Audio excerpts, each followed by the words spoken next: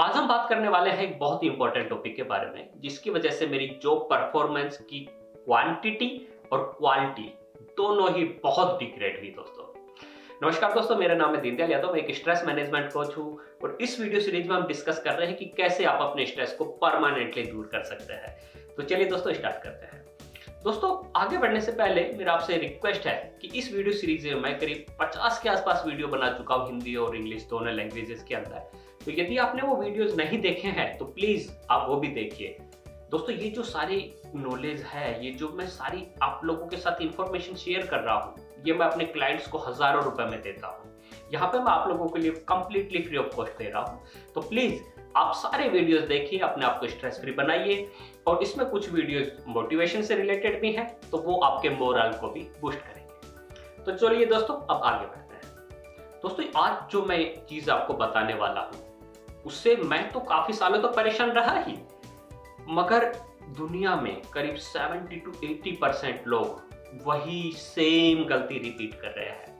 मैं ये नहीं कह रहा हूं कि आप गलती मत कीजिए, गलती करना हम सभी लोगों का जन्मसिद्ध अधिकार है, हम गलतियों से सीखते हैं, मगर कम से कम ये वाली गलती रिपीट मत करो, आप नई गलती करो ताकि आप आगे जाके दूसरे लोगों को सिखा सको। तो चलिए दोस्तों अब आगे बढ़ते हैं। दोस्तों मैंने एक नया लैपटॉप लिया, मैं उस पर कुछ दिन काम कर रहा था, कुछ दिन उसकी परफॉर्मेंस अच्छी रही, पर धीरे धीरे डिग्रेड होती चली गई। मैंने दोस्तों से पूछा, बाकी लोगों से पूछा जो एक्सपर्ट थे, उन्होंने कहा कि माइट भी कोई वायरस होगा, एंटीवायरस डाल लो। मैंने एंटीवायरस डाल दिया, कोई फर्क नहीं पड़ा। दूसरे बंदे ने कहा उसके अंदर रैम बढ़ा लो, मैंने रैम बढ़ा ली, कुछ दिन चीजें अच्छी चली, कुछ दिन के बाद फिर से वो पुराने ढर्रे पे आ गई चीजें।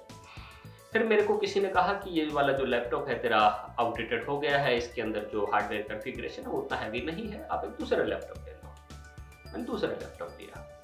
दूसरे लैपटॉप में कुछ दिन चीजें एकदम बहुत बढ़िया से चली, मगर 2-3 महीने बाद चीजें फिर से पुरानी ढांचे में आ गई। उसके बाद जब मैंने लोगों से डिस्कस किया तो उन्होंने मेरे को बहुत सारे अलग अलग अल्टरनेटिव बताए, मैंने सारी चीजें इंप्लीमेंट की, but end of the day कोई रिजल्ट नहीं मिला।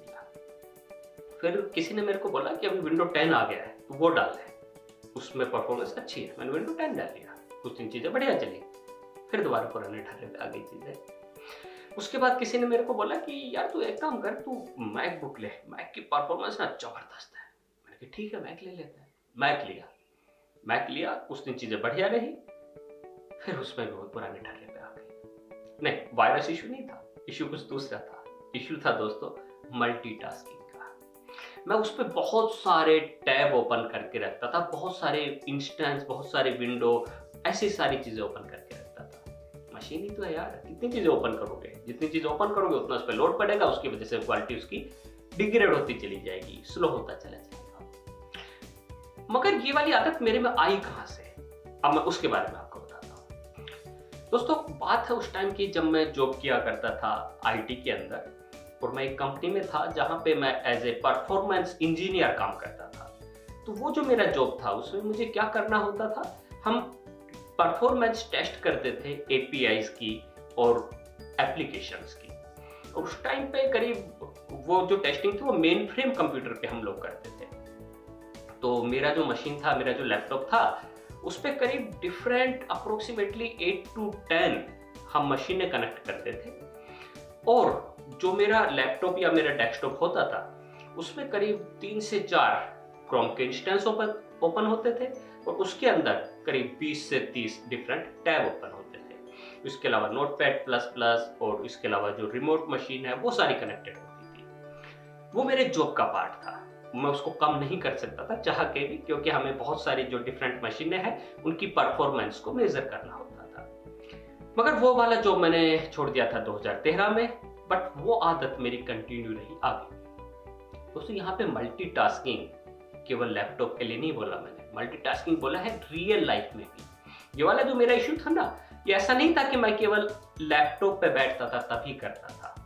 मैं जब रियल टाइम में काम कर रहा होता, रियल लाइफ में जब मैं काम कर रहा होता था, तो भी मैं सारी गलतियां करता था। मैं 4 चीजें लेके बैठ जाता था, एक चीज मैंने 15% 20% कंप्लीट की, फिर दूसरी पे स्विच कर गया, तीसरी पे स्विच करके चौथी पे स्विच कर गया, और कोई भी काम कंप्लीट नहीं होता था। इसकी वजह से मेरे ऑफिस के अंदर बहुत सारी बार मैंने परेशानियां झेली है। मेरे बॉस जो थे वो अच्छे थे, वो कुछ कहते नहीं थे, उनको ट्रस्ट था कि मैं उनके सारी चीजें कंप्लीट करके देता हूँ टाइम पे। बट उसकी वजह से मुझे पता है कि जो मेरा परफॉर्मेंस, जो मैं डिलीवर कर सकता था, वो मैं नहीं कर पाया।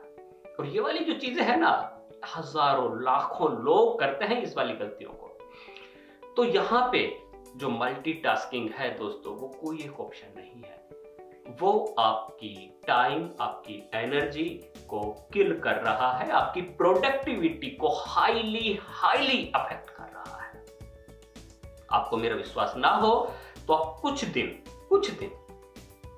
एक बार में एक टास्क उठा के उस पे काम करना चालू कीजिए। ट्रस्ट मी, आपकी जो परफॉर्मेंस है ना, ऐसे बढ़ जाएगी। मैं ये नहीं कहता मेरे पे विश्वास कीजिए, 2 दिन करके देखिए। 2 दिन में यदि आपको रिजल्ट ना मिले तो आप मेरे को आके बताना, फिर हम डिस्कस करेंगे, मैं आपकी हेल्प करूंगा। फिर वो मेरी ड्यूटी बनता है कि मैं आपकी हेल्प करके बताऊं कि कैसे आप अपनी परफॉर्मेंस को इंक्रीज कर सकते। तो दोस्तों आपको क्या करना है, एक बार में एक टास्क, एक बार में एक टास्क, एक बार में एक टास्क। और यही प्रिंसिपल है, यही वो सूत्र है जिसकी वजह से जो हाईली सक्सेसफुल पीपल होते हैं वो ग्रो करते हैं लाइफ के अंदर, क्योंकि उनका अटेंशन एक बार में एक जगह पे ही होता है। दूसरी जगह पे आपका माइंड जाएगा, 50% आपकी कैपेसिटी रह जाएगी, 3 जगह पे जाएगा 33% रह जाएगी।